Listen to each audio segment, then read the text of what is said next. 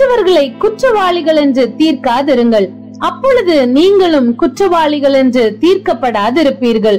மற்றவர்களை ஆக்கினைக்குள்ளாகும்படி தீர்க்காதிருங்கள், அப்பொழுது நீங்களும் ஆக்கினைக்குள்ளாக தீர்க்கப்படாதிருப்பீர்கள் என்ற இயேசு கிறிஸ்துவின் போதனையை லூக்கா 6வது அதிகாரம் 37வது வசனத்திலே பார்க்க முடியும்.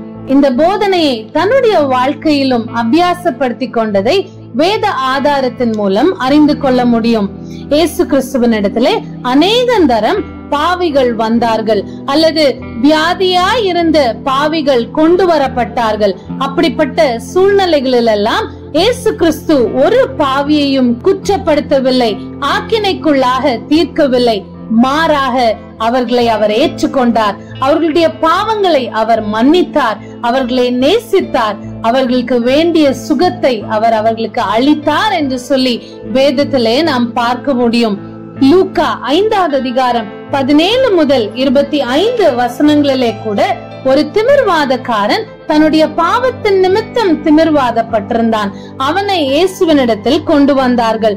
அந்த திமிர்வாதக்காரனை பார்த்து இயேசு அவனை கடிந்து கொள்ளாமல், அவனை ஆக்கினைக்குள்ளாக தீர்க்காமல், மனுஷனே, உன் பாவங்கள் உனக்கு மன்னிக்கப்பட்டது என்றார். நீ எழுந்து உன் படுக்கை எடுத்துக்கொண்டு உன் வீட்டுக்கு போ என்று உனக்கு சொல்லுகிறேன் என்றார். இந்த ஒரு திமிர்வாதக்காரன் மாத்திரமல்ல, அநேகரை இயேசு குணமாக்கும் பொழுதும் உன் பாவங்கள் உனக்கு மன்னிக்கப்பட்டது, நீ சமாதானத்தோட போ என்று சொல்லி அவர்களை அனுப்பியதை வேதம் நமக்கு தெளிவாக சுட்டிக்காட்டுகிறது.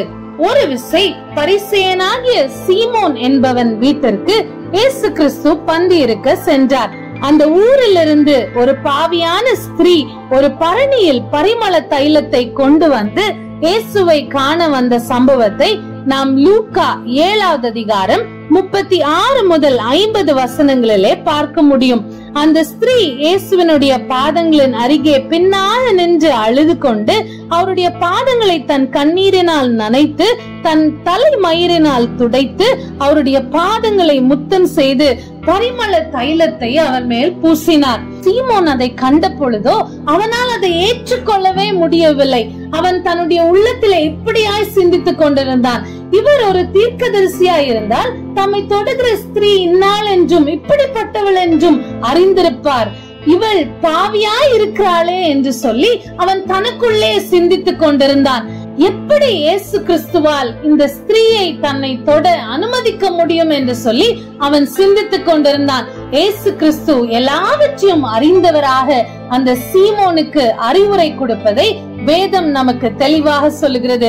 லூக்கா 8வது அதிகாரம் 47வது வசனத்தை வாசிக்கும் பொழுது, ஆதலால் நான் உனக்கு சொல்லுகிறேன், இவள் செய்த அநேக பாவங்கள் மன்னிக்கப்பட்டது, இவள் மிகவும் அன்பு கூர்ந்தாலே, எவனுக்கு கொஞ்சம் மன்னிக்கப்படுகிறதோ அவன் கொஞ்சமாய் அன்பு கூறுவான் என்று சொல்லி என்று வேதம் சொல்லுகிறது. இந்த சம்பவத்தின் மூலம் நாம் தெளிவாக அறிந்து கொள்ள முடியும், இயேசு குற்றவாளி என்று அந்த பாவியை குற்றம் சுமத்தாமல் அவளை குற்றவாளி என்று நினைத்த அந்த சீமோனுக்கே இயேசு அறிவுரை கொடுக்கிறார். அவர் அந்த ஸ்திரீயை பார்த்து என்ன சொல்லுகிறார் என்று 48-50 வசனங்களிலே பார்க்கும் பொழுது, அவளை நோக்கி உன் பாவங்கள் மன்னிக்கப்பட்டது என்றார். அவர் ஸ்திரீயை நோக்கி உன் விசுவாசம் உன்னை ரட்சித்தது, சமாதானத்தோட போ என்றார் என்று வேதம் நமக்கு குறிப்பிடுகிறது.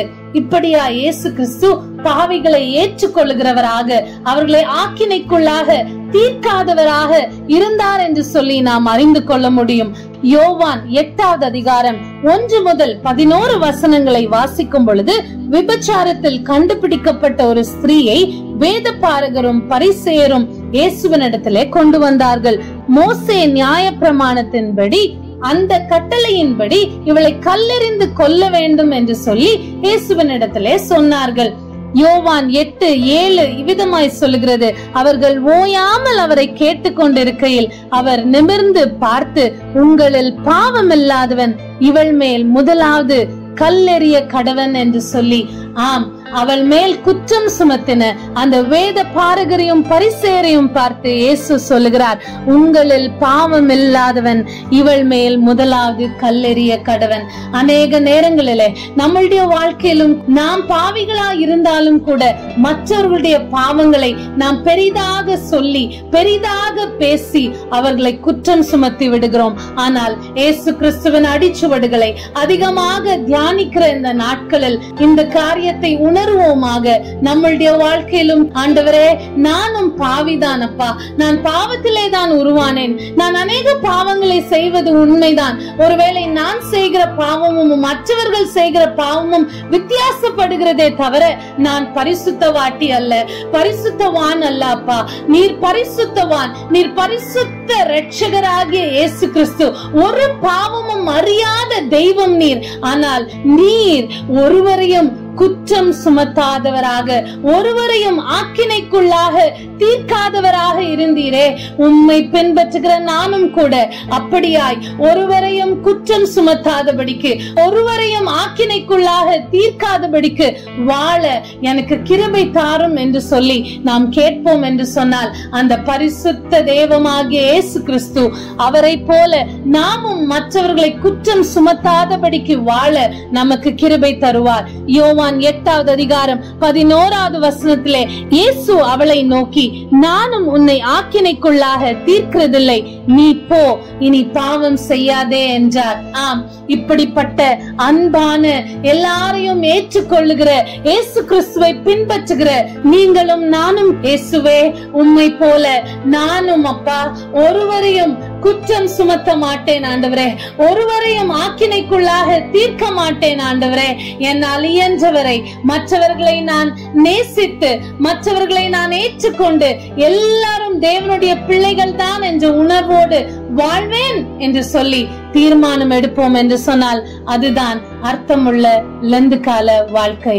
ஆமேன்.